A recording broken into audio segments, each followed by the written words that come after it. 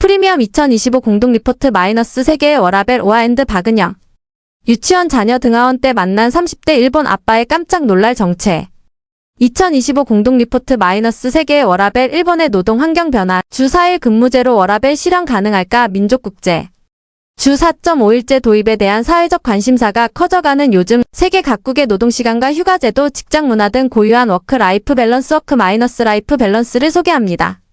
일과 삶의 균형을 추구하는 글로벌 흐름 속에서 다양한 나라들의 독특한 제도와 사회적 배경을 살펴봄으로써 한국형 워라벨의 가능성을 탐색하고 도움이 될 만한 실용적인 정보를 제공합니다. 편집자 말. 6월 4일 일본 도쿄 신주쿠 비즈니스 및 쇼핑 지구에서 사람들이 길을 걷고 있다. EPA 연합뉴스. 나는 올해로 16년째 일본에 거주 중이다. 최근 유치원생인 둘째의 친구 아빠들을 등하원 길에 자주 만난다. 동경도청에 근무 중인 30대 남성 H도 그중 한 사람이다. 연휴를 물으니 지난 4월부터 주 4회 근무가 가능해졌다고 했다. 그는 비교적 한가한 시기에는 금요일 휴가를 신청해 3일 동안 가족들과 보낼 수 있게 됐다며 아이와 보낼 수 있는 시간이 늘어 기쁘다라고 말했다. H에 의하면 이전에 비해 휴가를 신청할 때 상사의 눈치를 보는 일도 줄었다고 한다. 상사들 인사평가에 부하 직원들의 육아 휴직이나 휴가 사용이 반영된다고 들었다. 덕분에 적극적으로 육아 휴직을 쓰라고 말하는 상사들도 생겨났다며 입사 초기와는 분위기가 사뭇 달라졌다고 했다. 올해부터 동경도는 도청 직원에 한해 선택적 주 4일 근무제를 실시하고 있다. 4주 동안 155시간 근무 시간을 채우면 금요일은 쉴 수 있게 한 것이다. 고이케 유리코 동경도지사는 주 4일제는 국가 기관이 선행함에 따라 민간으로 확대될 것을 기대하며 도입하는 정책이라며 육아나 출산 때문에 특히 여성들이 커리어를 포기하는 일이 없도록 솔선해서 직원들의 유연한 근로 방식을 검토해 나가겠다라고 말했다. 일본의 국가 기관들도 주 4일 근무제를 도입하고 있다. 이바라키현과 치바현은 작년부터 희망하는 사람에 한해 주 4일 근무제를 선택할 수 있게 했다. 미야기현은 내년부터 전 공무원을 대상으로 해당 제도를 시행할 예정이다.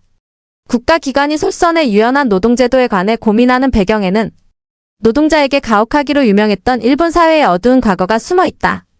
1960년에서 90년대까지 일본 경제고도 성장기를 지탱한 것은 자신과 가정을 희생하며 회사를 위해 목숨을 걸었던 일본의 노동자들이었다.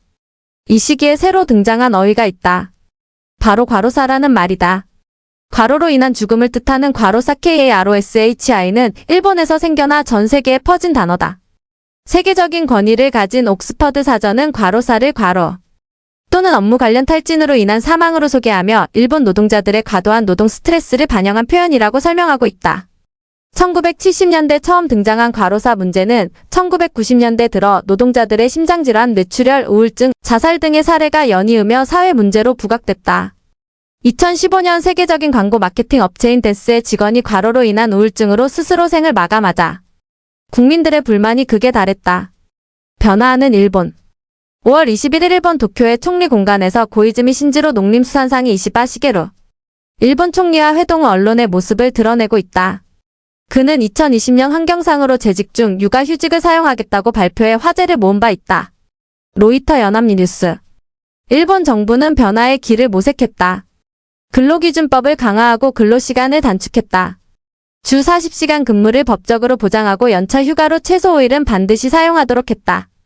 과로사 방지법을 제정해 월 45시간의 근로 상한 시간을 설정했다. 재택근무 혹은 원격 근무를 위한 가이드라인도 마련됐다. 퇴근 후 개인적인 접속 차단을 권고하고 휴일 업무는 자제하도록 하는 등의 지침도 마련됐다. 남성 육아휴직도 정부 차원에서 장려하고 있다. 일본의 경우 육아휴직을 신청한 노동자는 6개월 동안 월급의 67% 이후 최대 1년까지 월급의 50%를 받을 수 있게 되어 있다. 일본 정부는 2025년까지 남성 근로자의 50%가 육아휴직을 이용하는 것을 목표로 설정했다. 남성의 육아휴직 사용률을 높이기 위해 공공기관이 솔선하고 있다. 오카야 마현은 올해부터 현내의 직장에 근무 중인 남성 직원이 육아휴직을 하면 한 명당 15만 엔 140만 원씩 회사 측에 장려금을 지급하기로 했다. 공직자의 의식도 바뀌고 있다. 2020년에는 장관급 강요 중 처음으로 고이즈미 신지로 환경상이 육아휴직을 사용했다. 그는 육아휴직 제도가 있어도 조직 문화가 바뀌지 않으면 사용하기가 어렵다며 남성의 육아휴직을 장려하는 분위기를 만들어 나가겠다는 의지를 표명해 화제를 모았다. 예상 못한 변수가 노동 환경 변화를 촉진하기도 했다. 2020년 일어난 코로나 팬데믹 이후 재택근무를 도입한 회사들이 급속히 늘었다. 의무성이 짙었던 회식이나 술자리도 줄어 많은 노동자들이 새로운 근무 환경을 경험하게 됐다. 일부 기업은 코로나 종식 후에도 재택 및 원격 근무를 적극적으로 도입했다. 일본의 대표적인 IT 기업인 라쿠텐도 그중 하나다. 라쿠텐 트래블에서 근무 중인 20대 여성 K는 일주일에 하루 본인이 원하는 요일에 원격 근무를 하고 있다. K는 원격 근무 날에는 출사 준비가 필요 없고 이동 시간이 단축돼 일 전체의 효율성이 올랐다라고 했다. 동료들도 각자의 사정에 맞춰서 원격 근무를 하면서 팀 전체 분위기도 좋아졌다며 현재의 근무 형태에 매우 만족한다고 말했다. 코로나를 겪으며 젊은 세대의 노동관도 변화했다. 설문조사 기관 시부야 백구랩이 작년 1월 대학 졸업생들을 대상으로 실시한 설문조사에 따르면 응답자의 87.9%가 직업을 선택하는 데 있어 가장 중요한 것을 묻는 질문에 일과 삶의 균형을 의미하는 워라밸이라 답했다. 또한 이들은 직업의 안정성보다는 일의 가치와 보람을 중요하게 생각하는 것으로 나타났다. 평생 직장을 선호하던 기존 세대와 달리 이직에 거리낌 없는 세대이기도 하다. 일본의 명문 사립대를 졸업하고 외국계 컨설턴트 회사에서 근무하는 20대 남성 M도 이직을 준비 중이다. 그는 지금의 회사에서 3년 동안 경험을 쌓고 다른 직종으로 옮길 계획을 세우고 있다. 또래들 사이에서 평생 직장이라는 개념은 없어진 지 오래다. 이직 동기가 분명하고 목표의식이 있으면 이전 직장에서의 경력이 짧다 해도 문제될 것은 없다고 생각한다라고 말했다. 과로사의 나라오명에서 벗어날까? 2018년 동경 시내에서 열린 과로사 반대 시위 모습 위키피디아. 이렇듯 노동 환경 전체에 새로운 변화의 바람이 불고 있는 일본이지만 한계도 있다. 워라밸의 커다란 축이라 할 수 있는 휴가 또는 휴식에 관해서만큼은 아직도 소극적인 사람들이 많기 때문이다. 일본 사회에서는 휴가를 쓰기 전 동료에게 미리 양해를 구하고 폐를 끼쳐 죄송하다라고 사과하는 것이 상식이라 해도 과언이 아니다. 집단주의가 강하고 다른 사람에게 폐를 끼치기 싫어하는 국민성 때문이다. 사정이 이렇다 보니 일본 근로자들은 자신의 사정에 맞춰서가 아닌 남들도 쉴 때 쉬는 경우가 대부분이다. 일본의 대표적인 대형 연휴인 골든위크 4월 말 5월 초 일주일 정도의 연휴 오봉.